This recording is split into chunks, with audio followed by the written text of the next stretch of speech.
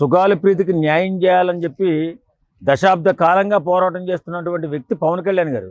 అలాంటి గొప్ప వ్యక్తిని పట్టుకుని ఈవేళ మళ్ళీ ఏదో మీటింగ్ పెడతాం, ఆయన న్యాయం చేస్తానన్నాడు, చేయలేదు.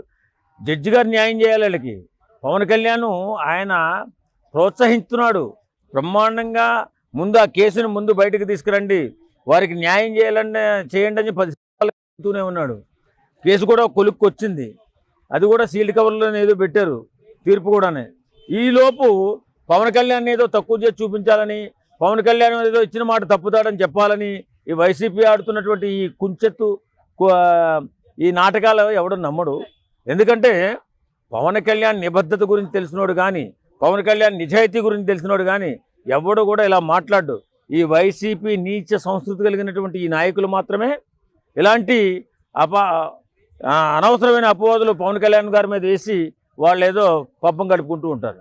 సుగాలి ప్రీతి వాళ్ళ తల్లి స్వయంగా వచ్చి ప్రెస్ మీట్ పెట్టి పవన్ కళ్యాణ్ కొన్ని మాట్లాడడం జరుగుతుంది.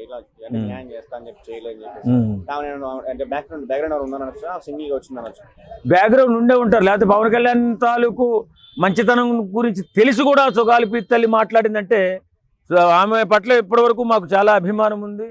చాలా ఆమె నష్టపోయింది, బిడ్డను పోగొట్టుకుందని చెప్పి జాలి ఉంది, దయా ఉంది. కానీ ఇలాగ పవన్ కళ్యాణ్ని ఎదిరించి మాట్లాడి పవన్ కళ్యాణ్ చేయలేకపోతున్నాడని చెప్పి ఆమె ఏదన్నా ప్రెస్ మీట్లు గట్ట పెడితే పరువు పోయి రోడ్డు మీద కూర్చుంటుంది. ఎందుకంటే ఏదైనా ఆడపిల్లలకి అండగా ఉండేది ఇప్పుడున్న పరిస్థితుల్లో పవన్ కళ్యాణ్ ఒక్కరే, అది అందరికీ తెలిసిన విషయమే. ఆయన మాటిచ్చాడు, తప్పనిసరిగా చేసి పెడతాడు. టైం పడుతుంది, ఇతని చేతిలో ఉన్నది కాదు కదా. నీకు నష్టపోతే 1 లక్ష 2 లక్షలు ఇచ్చేటటువంటి కార్యక్రమం కాదు కదా ఇదేంటి, న్యాయం జరగాలి. అది కోర్టు పరిధిలో ఉంది, కొంచెం సమయం బట్టి చాలా సమయం తీసుకుంది ఇప్పటికే. అది అందరూ చూస్తున్నారు, అందరూ చెప్తున్నారు కూడా, సమయం ఎక్కువైపోతుంది, తొందరగా తీర్పు వస్తే బాగుండని.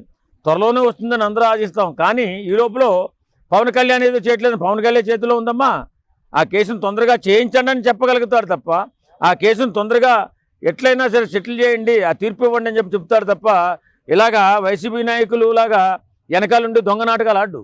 నిజంగా నువ్వు నష్టపోయింది అందరికీ తెలుసు. పవన్ కళ్యాణ్ గారు కూడా నీ విషయంలో చాలా పాజిటివ్ దృక్పథంలో ఉన్నాడు. ఆ కేసు ఎలాగైనా తేల్చాలని 10 సంవత్సరాలుగా పోరాటం చేస్తున్నాడు. ఆయన నీకంటే ఎక్కువ పోరాటం చేస్తున్నాడు.